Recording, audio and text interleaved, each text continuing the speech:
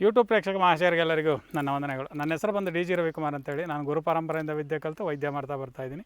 ಯಾರಲ್ಲಾದರೂ ಏನಾದರೂ ಸಮಸ್ಯೆ ಇದ್ದರೆ, ದೀರ್ಘಕಾಲಿಕ ಸಮಸ್ಯೆಗಳಿದ್ದರೆ ಮಾತ್ರನೇ ಕೆಳಗಡೆ ಬರ್ತಾ ಇರ್ತಕ್ಕಂಥ ನಂಬರಿಗೆ ಕಾಲ್ ಮಾಡಿ. ಅದು ಬಿಟ್ಟುಬಿಟ್ಟು ಸುಮ್ಮನೆ ಎಲ್ಲೋ ಟೈಮ್ ಪಾಸ್ ಮಾಡ್ಕೊಳ್ಳೋದಕ್ಕೆ ಸುಮ್ಮನೆ ಕಾಲ್ಗಳೇ ಇದು ಮಾಡೋಕ್ಕೆ ಹೋಗಬೇಡಿ.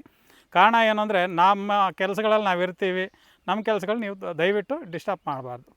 ಇವತ್ತಿನ ವಿಷಯ ಏನಪ್ಪ ಅಂತಂದರೆ, ಗಂಡಸರಲ್ಲಿ ಬರ್ತಕ್ಕಂಥ ಒಂದು ಸಮಸ್ಯೆ ಇದೆ. ಯಾವುದು ಅಂತಂದರೆ ವೃಷಣವಾತ ಅಂತ ಕರಿತೀವಿ.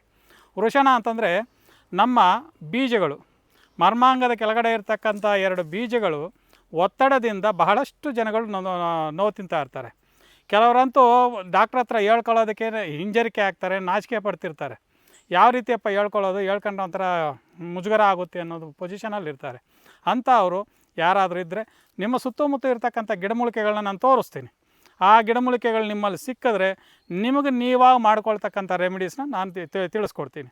ಇವತ್ತು ಆ ವೃಷಣವಾತಗಳು ಯಾವ ರೀತಿ ಬರ್ತವೆ ಅಂದರೆ, ಕೆಲವರಿಗೆ ಹಸ್ತಪ್ರಯೋಗದಿಂದ ನರಗಳು ವೀಕಾಗಿ ಬರ್ತಿರ್ತದೆ. ಇನ್ನು ಕೆಲವರಿಗೆ ಯಾವುದಾದ್ರೂ ಆರ್ಟ್ ಕೆಲಸಗಳು ಮಾಡಿ, ಯಾಕಂದರೆ ಸೈಕಲ್ ತುಳಿಯೋದಾಗಲಿ ಕೆಲವೆಲ್ಲ ಆರ್ಟ್ ಕೆಲಸಗಳು ಮಾಡ್ತಿರ್ತಾರೆ. ಅದು ವೃಷಣಗಳಿಗೆ ಒತ್ತಡ ಬಿದ್ದು ನಿಮಗೆ ಆ ವೃಷಣವಾತ ಬರ್ತಿರ್ತದೆ. ಇನ್ನು ಕೆಲವರು ಕ್ರಿಕೆಟ್ಗಳು ಅವು ಇವು ಆಡ್ತಿರ್ತಾರೆ, ಆಡಿದಾಗ ಏಟುಗಳು ಬೀಳ್ತಿರ್ತವೆ. ಅಂಥ ಸಮಸ್ಯೆಗಳಲ್ಲೂ ಬರ್ತಾ ಇರ್ತದೆ. ಈ ವೃಷಣವಾತಗಳಿಗೆ ಒಂದು ಬೀಜ ದೊಡ್ಡದು, ಒಂದು ಬೀಜ ಚಿಕ್ಕದು. ಇನ್ನು ಕೆಲವಿದಾವೆ, ಅದರ ಮೇಲೆ ವೆರಿಕೋಸ್ ವೇನ್ ಅಂತ ಬರ್ತಾ ಇರ್ತದೆ. ಅದು ನರ ಉಬ್ಬಿಕೊಂಡು ಕೆಲವರು ಡಾಕ್ಟ್ರುಗಳ ಹತ್ರ ಹೋದ್ರಂಗಳೇ ಅದನ್ನು ಆಪ್ರೇಷನ್ ಮಾಡಿ ತೆಗಿಬೇಕಪ್ಪ ಅಂತಾರೆ. ಬಹಳಷ್ಟು ನೋವು ತಿಂತಾ ಇರ್ತಾರೆ.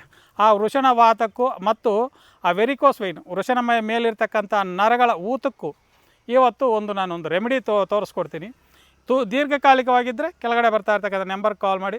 ನಿಮಗೇನಾದರೂ ಸಿಂಪಲಾಗಿದ್ದರೆ, ಹೊಸ ಅಂದರೆ ಪ್ರಥಮ ಚಿಕಿತ್ಸೆ ಅಂತೀವಲ್ಲ, ಆ ಥರ ಏನಾದರೂ ಇದ್ದಾಗ ನಾನು ಹೇಳ್ತಕ್ಕಂಥ ರೆಮಿಡೀಸ್ ನೀವು ಮಾಡ್ಕೋಬೋದು. ನೋಡಿ, ಇದು ಗಜ್ಜುಗದ ಬೀಜ ಅಂತ ಕರಿತೀವಿ. ಗಜ್ಜುಗ ಮರ ಇದು.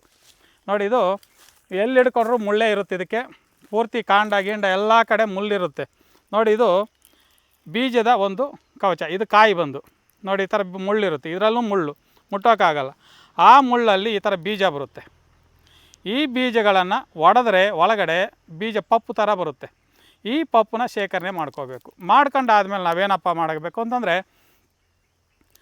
ಈ ಬೀಜನ ಒಡೆದ್ಬಿಟ್ರೆ ಒಳಗಡೆ ಮೇಲ್ಗಡೆ ಗಟ್ಟಿ ಇರುತ್ತೆ. ಇದನ್ನು ಒಡೆದ್ರೆ ಮಾತ್ರ ಒಳಗಡೆ ಬೀಜ ಸಿಗುತ್ತೆ. ಆ ಬೀಜನ ಶೇಖರಣೆ ಮಾಡ್ಕೊಳ್ಳಿ. ಒಂದು 200 ಗ್ರಾಮು 300 ಗ್ರಾಮು ನಿಮ್ಗೆ ಎಷ್ಟು ಬೇಕೋ ಅಷ್ಟು ಶೇಖರಣೆ ಮಾಡಿಕೊಂಡು ನುಣುಪಾದ ಚೂರ್ಣ ಮಾಡ್ಕೋಬೇಕು. ನುಣುಪಾಗಿ ಚೂರ್ಣ ಮಾಡಿಕೊಂಡು ನೀವೇನು ಮಾಡಬೇಕು, ಫಸ್ಟು ತುಪ್ಪದಲ್ಲಿ ಉರಿಬೇಕು. ತುಪ್ಪದಲ್ಲಿ ಹುರಿದ್ಬಿಟ್ಟು ಅದನ್ನು ಚೂರ್ಣ ಮಾಡ್ಕೋಬೇಕು. ಮಾಡ್ಕೊಂಡಾದಮೇಲೆ ಅದಕ್ಕೆ ಲೈಟಾಗಿ ಸ್ವಲ್ಪ ಉದ್ದಿನಬೇಳೆ ಬೆರೆಸ್ಕೋಬೋದು, ಬೆರೆಸಿಲ್ಲ ಅಂದರೂ ನಡೀತದೆ. ಅದನ್ನು ಏನು ಮಾಡಬೇಕು ಅಂತಂದರೆ, ಚೆನ್ನಾಗಿ ಹಿಟ್ಟು ಥರ ಇಸುಕ್ಬಿಟ್ಟು ನೀವು ತುಪ್ಪದಲ್ಲಿ ಹುರಿದು ವಡೆ ಥರ ಮಾಡಿಕೊಂಡು ಬೆಳಗ್ಗೆ ಖಾಲಿ ಹೊಟ್ಟೆಯಲ್ಲಿ ಮಾತ್ರ ಸೇವನೆ ಮಾಡಬೇಕು.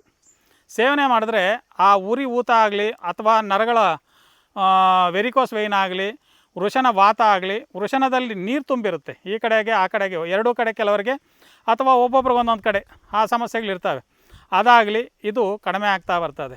ಅಥವಾ ಆ ಚೂರ್ಣನ ಮಾಡಿಕೊಂಡು ನಾಟಿ ಆಮ್ಲೆಟ್ ಅಂದರೆ ನಾಟಿ ಮೊಟ್ಟೆ ಬರುತ್ತಲ್ಲ, ಆ ಮೊಟ್ಟೆನ ಒಡೆದು ಆಫ್ ಬಾಯ್ಲ್ ಮಾಡಿಬಿಟ್ಟು ಈ ಚೂರ್ಣನ ಅದ್ರ ಮೇಲೆ ಚಿಮುಕಿಸ್ಬಿಟ್ಟು ಪ್ರತಿದಿನ ತಿಂತಾ ಬಂದರೆ ನಿಮಗೆ ಆ ವೃಷಣವಾತ ಕಡಿಮೆ ಆಗ್ತದೆ. ಇನ್ನೂ ನಿಮಗೆ ಶೀಘ್ರ ಇದು ಬೇಕು ಅಂತಂದರೆ, ಈ ಸೊಪ್ಪು ಸಿಕ್ಕಿದ್ರೆ ಸೊಪ್ಪನ್ನ ಶೇಖರಣೆ ಮಾಡ್ಕೊಳ್ಳಿ. ಚೆನ್ನಾಗಿ ಅರೆದ್ಬಿಟ್ಟು ರೊಟ್ಟಿ ಥರ ತಟ್ಬಿಟ್ಟು ವೃಷಣಗಳು ಏನಿದಾವೆ ಆ ಜಾಗದಲ್ಲಿ ನೀವು ಅದನ್ನು ಪಟ್ಟು ಥರ ಹಾಕ್ಬಿಟ್ಟು ಕಟ್ಕೊಂಬಿಟ್ರೆ 3 ದಿನ 4 ದಿನ 5 ದಿನದಲ್ಲಿ ನಿಮಗೆ ಆ ಊತ ಅನ್ನೋದು ಕಡಿಮೆ ಆಗ್ತಾ ಬಂದುಬಿಡ್ತದೆ. ನಿಮಗೆ ನೀವಾಗ ಮಾಡ್ಕೊಳ್ಳಿ. ಅಕಸ್ಮಾತ್ ಆಗದೇ ಇದ್ದ ಪಕ್ಷದಲ್ಲಿ ನಮಗೆ ಇದೆಲ್ಲ ಸಿಗೋದಿಲ್ಲ, ನಾವು ಹುಡ್ಕೋದಕ್ಕೆ ಆಗೋದಿಲ್ಲ ಅಂತಕ್ಕಂಥವ್ರು ಯಾರಾದರೂ ಇದ್ದರೆ ಕೆಳಗಡೆ ಬರ್ತಾ ಇರ್ತಕ್ಕಂಥ ನಂಬರ್ ಕಾಲ್ ಮಾಡಿದ್ರೆ ಅದಕ್ಕೆ ಸಂಬಂಧಪಟ್ಟಿರ್ತಕ್ಕಂಥ ಔಷಧಿಗಳು ನಮ್ಮಲ್ಲಿ ಸಿಗ್ತವೆ. ಅದನ್ನು ನಾವು ಕಲಿಸ್ಕೊಡ್ತೀವಿ. ಬಳಸ್ಕೊಂಡು ನಿಮ್ಮ ಸಮಸ್ಯೆಗಳನ್ನು ನೀವೇ ಕ್ಲಿಯರ್ ಮಾಡ್ಕೋಬೇಕು ಅಂತ ತಿಳಿಸ್ತಾ ಈ ಒಂದು ವಿಡಿಯೋ ಮುಗಿಸ್ತಾ ಇದ್ದೀನಿ. ನಮಸ್ಕಾರ.